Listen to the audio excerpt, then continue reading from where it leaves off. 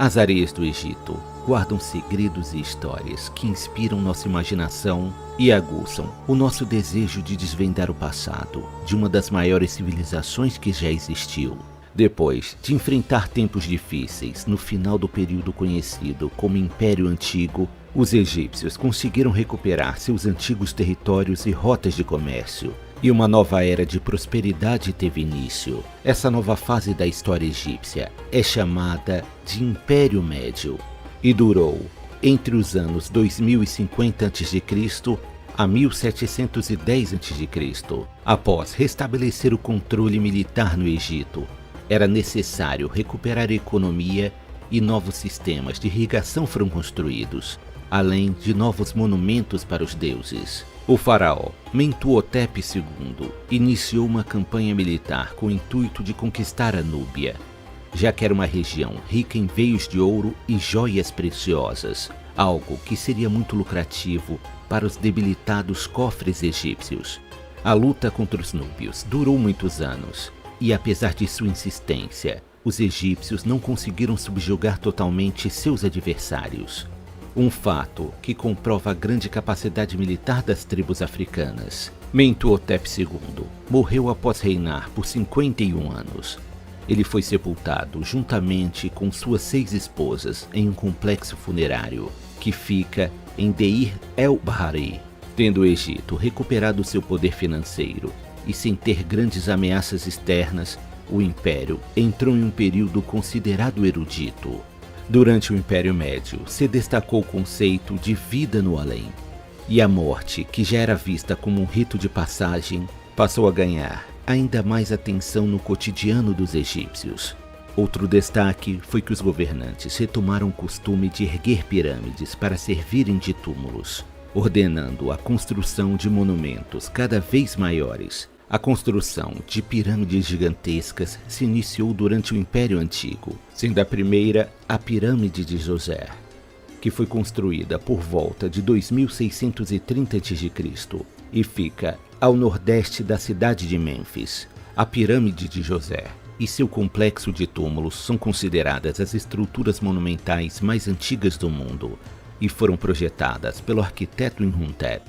Durante sua vida, Imhotep foi provavelmente um dos homens mais importantes do Egito, sendo detentor de conhecimentos em diversas áreas como medicina, arquitetura, religião e carpintaria. Imhotep faz parte de um pequeno grupo de plebeus que conquistaram o status de divindade no Egito Antigo, já que tal honraria era reservada aos membros mais importantes da nobreza.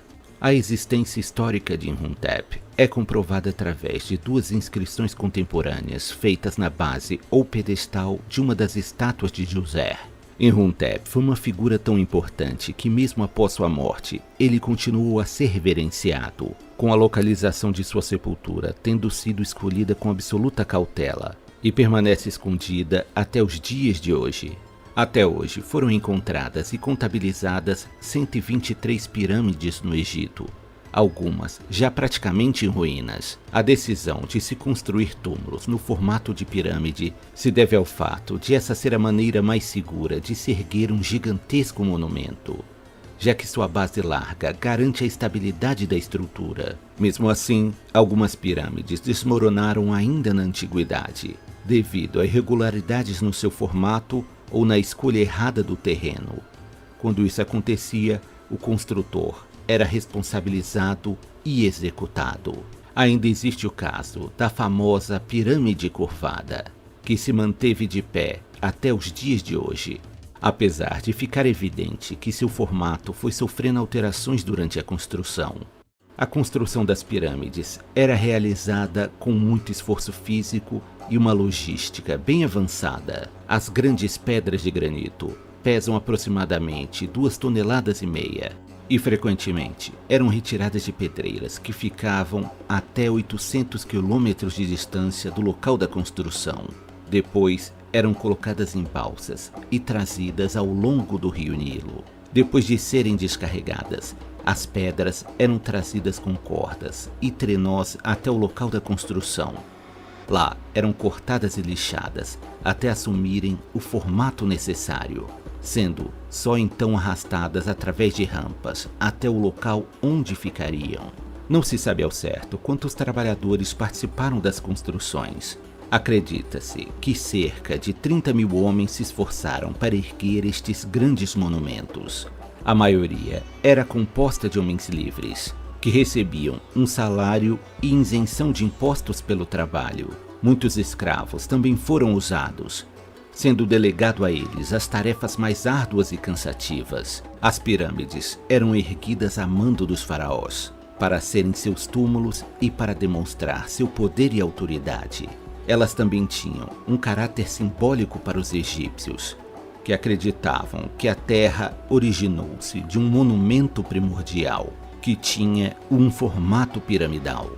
As pirâmides mais famosas do Egito são as pirâmides de Gizé, localizadas na necrópole de Gizé, próximas à cidade do Cairo.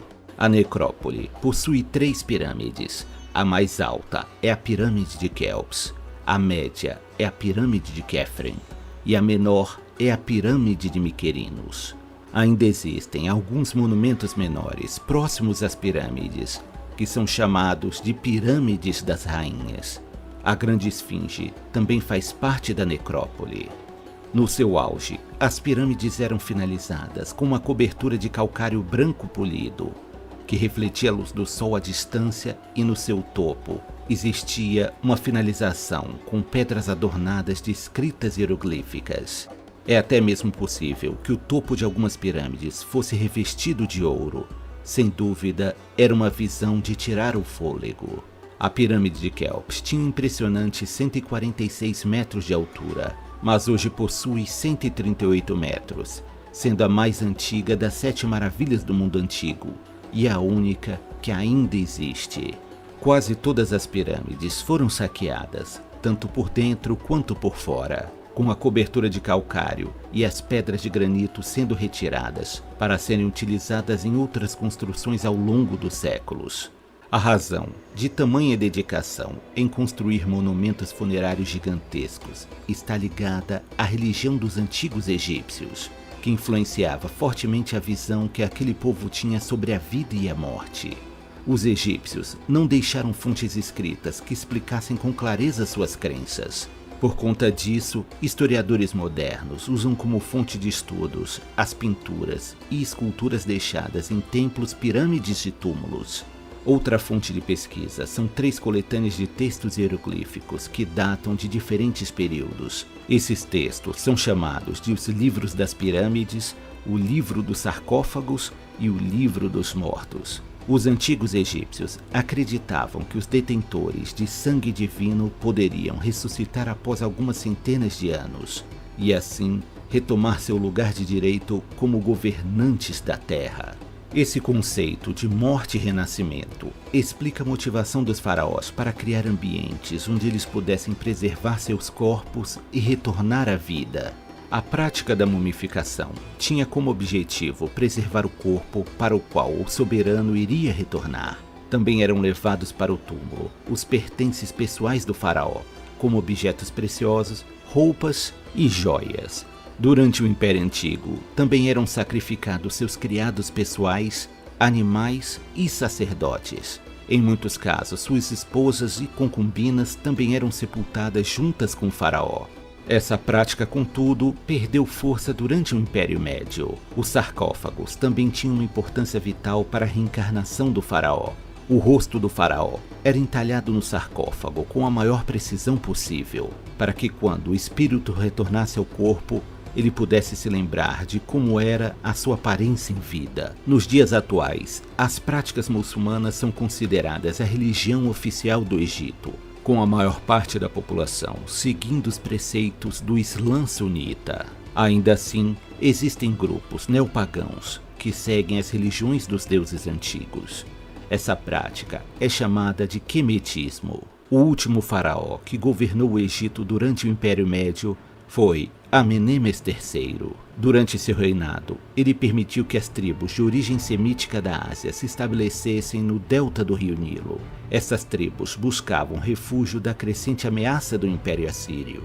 Esses povos eram chamados de Ixos, que pode ser traduzido como reis pastores, em 1650 a.C.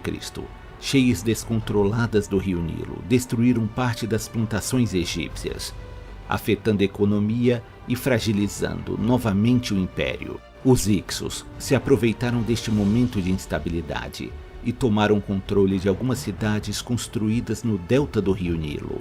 Os Ixos estabeleceram sua própria dinastia e elegeram um faraó, seguindo o modelo egípcio de governo. Os governantes egípcios tiveram que recuar para a cidade de Tebas, onde ficariam presos entre os reinos Ixos do norte e os reinos Cuxitas do sul. Essa fase da história egípcia ficou conhecida como o segundo período intermediário. Apesar de serem invasores, os Ixios exerceram uma influência positiva sobre a cultura egípcia, trazendo cavalos de boa qualidade, modelos mais avançados de carruagens de guerra e novas técnicas de tecelagem. Durante 30 anos, os egípcios lutaram contra os Ixos, até que o faraó egípcio Amoses obteve uma série de vitórias militares, erradicando o poder dos Ixios no Egito. Essa nova retomada do poder para os egípcios deu início ao período chamado de Império Novo. A história do Egito Antigo ainda nos reserva grandes acontecimentos e reviravoltas, que marcaram para sempre os rumos da história.